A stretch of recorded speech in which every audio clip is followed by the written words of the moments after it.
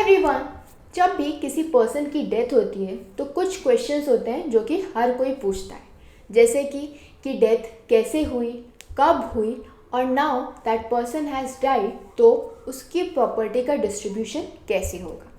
Generally there are two scenarios.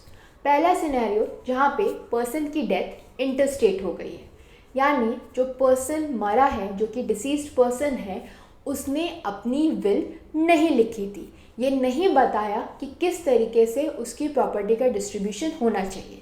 इस case के अंदर जो प्रॉपर्टी का डिस्ट्रीब्यूशन होता है वो होता है according to the laws of the religion that person belongs, या फिर स्टेट लॉज के अकॉर्डिंग। दूसरा सिनेरियो होता है जहाँ पे टेस्टामेंट्री सक्सेशन होता है, यानी जहाँ पे जो डिसीज्ड पर्सन है उसने अपनी विल बनाई है और ये मेंशन किया है कि किस तरीके से उसकी प्रॉपर्टी का डिस्ट्रीब्यूशन होना चाहिए। सो इन टुडेज़ वीडियो हम इसी के बारे में बात करने वाले हैं, बट उससे पहले मैं आप सभी से रिक्वेस्ट करूँगी कि please do like, share and subscribe to my channel और मेरा वीडियो लास्ट तक देखेगा ताकि आपको इन सभी क्वेश्चंस के आंसर मिल सके। जैसे कि पहला क्वेश्चन, विल होती क्या है।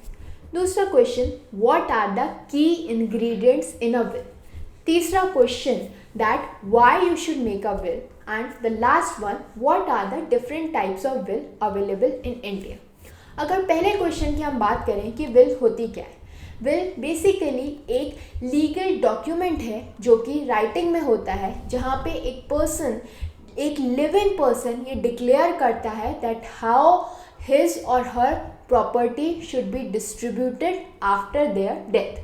अगर लीगली बात करें तो section 2 sub clause H of the Indian Succession Act define करता है विल को as a legal declaration of the intention of a person with respect to his property, कि वो एक लीगल फॉर्म में, एक लीगली डिक्लेरेशन फॉर्म में अपना इंटेंशन बताए in regard to the distribution of his और her property.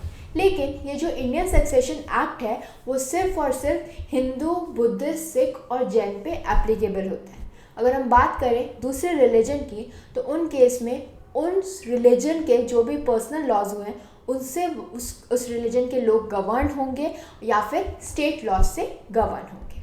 Now we will move on to our second question. वो ये है कि what are the key ingredients of a will. जब भी आप कोई विल बना रहे हैं तो क्या क्या चीज़ें होनी चाहिए जो कि आपकी विल में मेंशन होना बहुत ज़रूरी है। पहला तो है कि टेस्टेटर की डिटेल होनी चाहिए। टेस्टेटर यानी वो पर्सन जो कि ये विल बना रहा है, उनकी नेम, एज, एड्रेस और क्या वो लिखना चाहते हैं, क्या वो बताना चाहते हैं, उनका क्या इंटेंशन है, इस तरीके की सारी डिटेल्स विल में मेंशन होनी चाहिए। Then second is that this will is a legal declaration. कभी भी विल को कॉन्ट्रैक्ट या एग्रीमेंट समझने की भूल मत करिएगा, क्योंकि कॉन्ट्रैक्ट और एग्रीमेंट में हमेशा दो पार्टीज इन्वॉल्व होती हैं, लेकिन विल में ऐसा नहीं होता। Will is just an intention, it's a declaration of our intention कि कैसे प्रॉपर्टी डिस्ट्रीब्यूट होनी चाहिए। Then if when we are talking about intention, so intention should be about the future, यानी मैं जो बात कह रही हूँ वो मेरी डेथ के बाद कैसे एग्जीक्यूट हो उसके बारे में कह रही हूँ, ना कि जो प्रेजेंट स्टेट ऑफ अफेयर्स हैं उनके बारे में। फॉर एग्जाम्पल, अगर एक वाइफ जो है वो ये कहती है अपनी विल में कि मेरे जो डिसीज्ड हस्बैंड हैं वो ये चाहते थे कि हमारी प्रॉपर्टी का डिस्ट्रीब्यूशन ऐसे हो, तो वो विल नहीं कंसिडर किया जा सकता, क्योंकि वो उस लेडी की विल नहीं है बल्कि उसके डिसीज्ड हस्बैंड की विश है। सो विल के लिए ज़रूरी है कि आपका अपना इंटेंशन हो, आपकी अपनी डिज़ायर हो जिसे आप एग्जीक्यूट करना चाहते हैं अपनी डेथ के बाद। अगर हम बात करें प्रॉपर्टी की कि कौन कौन सी प्रॉपर्टी इसके अंदर इंक्लूडेड होती है, तो इसके अंदर इंक्लूडेड होती हैं जो भी उस पर्सन की सेल्फ एक्वायर्ड प्रॉपर्टी है या वो प्रॉपर्टीज़ जिसके वो ओनर हैं। इसमें आप वो प्रॉपर्टीज़ इंक्लूड नहीं कर सकते जो कि फैमिली प्रॉपर्टीज़ हैं या जॉइंट प्रॉपर्टी है या फिर जिसके बहुत सारे ओनर्स हैं। अगर ऐसा आप कर रहे हैं तो आपकी पूरी विल को वॉइड मान लिया जाएगा। साथ ही साथ जब प्रॉपर्टी का डिस्ट्रीब्यूशन होता है तो प्रॉपर्टीज़ दो तरीके की होती हैं, मूवेबल प्रॉपर्टी और इमूवेबल प्रॉपर्टी। अगर मैं बात करूँ इमूवेबल प्रॉपर्टी की, तो किसको वो जाने वाली है, उस प्रॉपर्टी की क्या डिटेल्स हैं, उसके क्या रजिस्ट्रेशन नंबर है, ये सब कुछ विल में डिटेल में होना चाहिए। अगर बात करें मूवेबल प्रॉपर्टी की तो उसका पूरा डिटेल डिस्क्रिप्शन सब कुछ जो है उसके अंदर मेंशन होना चाहिए, किसको जाएगा क्या है, ये सब कुछ डिटेल में होना चाहिए। Then we will talk about the details of the beneficiary. Beneficiary यानी जिसको इस विल का फ़ायदा मिलेगा, जिसके लिए ये विल बनाई जा रही है। सो बेनिफिशियरी जनरली फैमिली मेम्बर्स होते हैं, उस पर्सन का स्पाउस, बच्चे, पेरेंट्स, यही लोग जो होते हैं वो बेनिफिशियरी की कैटेगरी के अंदर आते हैं। लेकिन अगर बेनिफिशियरी जो है वो मल्टीपल है तो उनकी भी डिटेल्स होनी चाहिए कि उनका नाम क्या है, एज क्या है, वो कहाँ रहते हैं, उनका टेस्टेटर से क्या रिलेशनशिप है, ये सब कुछ मेंशन होना चाहिए। Then we will talk about the desires to be carried into effect after his or her death. So will must clearly state that the testator desires की किस तरीके से ये विल जो है वो इफ़ेक्ट में आनी चाहिए, इसे कौन इफ़ेक्ट में लाएगा, कौन इसे एग्जीक्यूट करेगा। So name of the executor should also be mention in that particular will. Now in cases where जहाँ पे प्रॉपर्टी दी जा रही है वो माइनर्स है। For example if there is a grandfather जो अपनी प्रॉपर्टी, जो अपनी विल लिख रहा है और प्रॉपर्टी डिस्ट्रीब्यूट कर रहा है, तो उसने अपनी आधी प्रॉपर्टी दी अपने बेटे को और बाकी आधी की प्रॉपर्टी दी अपने पोते को, लेकिन पोता जो है वो इस समय सिर्फ और सिर्फ 10 साल का है। सो यहाँ पे क्या होगा, उस ग्रैंडफादर को ये भी लिखना पड़ेगा विल में कि जब तक मेरा पोता 18 साल का नहीं हो जाता तब तक इस प्रॉपर्टी का गार्जियन कौन रहेगा, उस पोते का जो फादर है वो रहेगा। तो इसके बारे में भी पूरा डिटेल डिस्क्रिप्शन आपको अपनी विल में देना पड़ेगा। Then obviously that particular will should have a proper sign and date of the testator. Date क्यों ज़रूरी है, क्योंकि विल आप अपनी लाइफ में कई बार बना सकते हो, चेंज भी कर सकते हो उन्हें, लेकिन डेट जो है वो इसलिए इम्पॉर्टेंट हो जाती है कि मरने से पहले जो भी लास्ट विल बनाई गई होगी उसी विल को फाइनल माना जाएगा और उसी विल को जो है एग्जीक्यूट किया जाएगा। So these are the few ingredients that should definitely be mentioned in the will of a person. Now we will move on to the third question. Third question is that why you should make a will. क्या reasons हैं, क्या फ़ायदा मिलेगा will बनाने से। सबसे पहला फ़ायदा तो ये मिलेगा कि जब आपकी डेथ होगी और अगर आपने विल बना रखी है तो इससे बहुत ईजी हो जाएगा आपके फैमिली मेम्बर्स को, because there are people who have lot of properties, sometimes even their family members don't know which bank accounts, which property. So अगर आपने will बना रखी है तो इससे उनको बहुत ज़्यादा easy हो जाएगा। Second question, if you don't write a will, everything you own will be shared out in a standard way.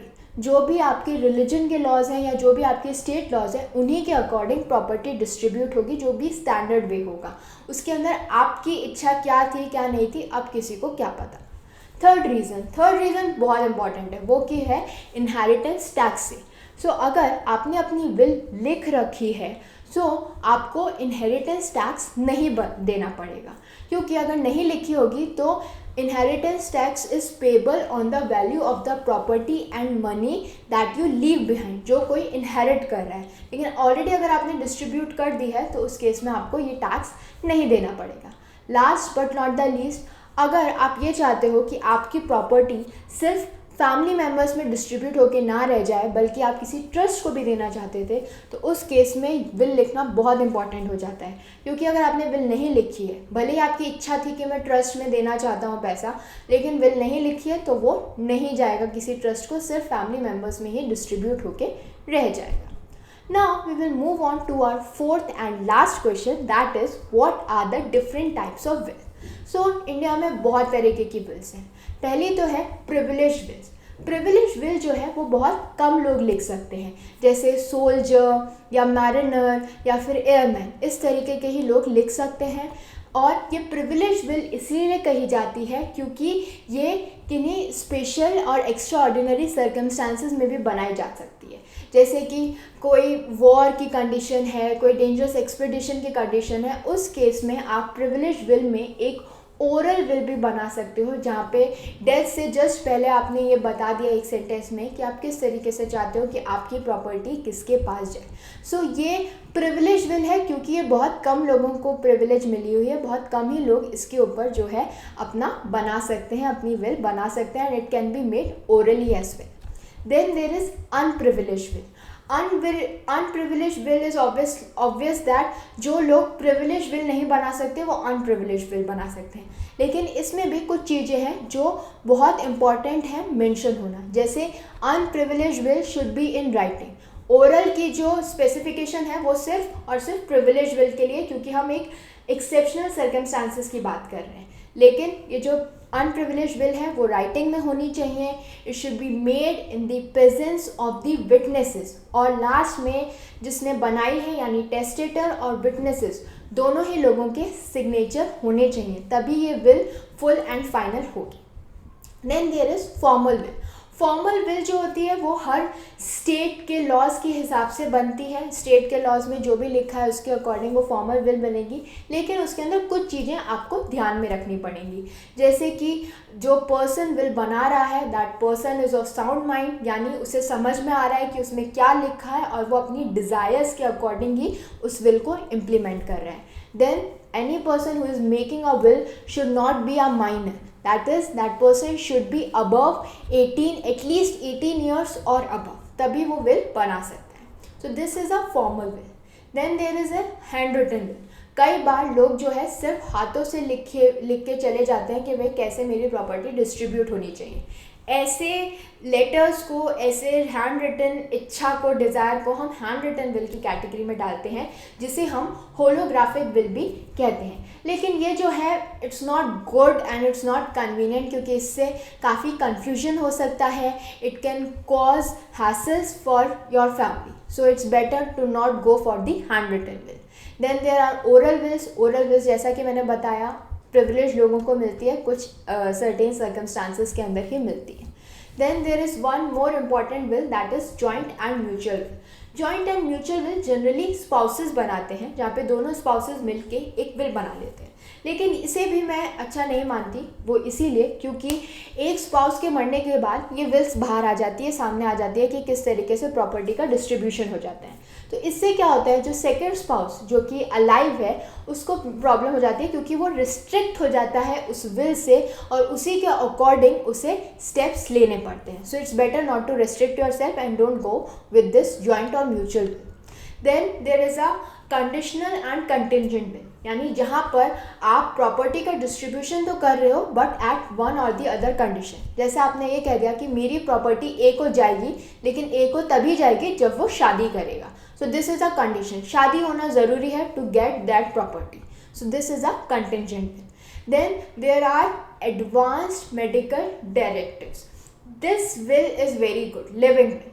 It's not, basically it is not talking about the distribution of the property. इसमें यह नहीं कहा जाता कि property कैसे distribute होगी, बल्कि it is a will in regard to your medical treatment. That's why its name is advance medical directives. It's a living will, जहाँ पे आप इंस्ट्रक्शंस देते हो on what type of medical treatment you wish to receive. So if you become too ill, or if you are too ill to communicate, you are unconscious or you are in coma, so you write that I want this kind of treatment, so that treatment should be given to you according to your will. I hope this video was helpful to all of you in knowing how to write your will, why it is important to write the will, and what are the different kinds of will, what are the different kinds of categories under which you can write your will. So please do like, share and subscribe to my channel. Thank you very much.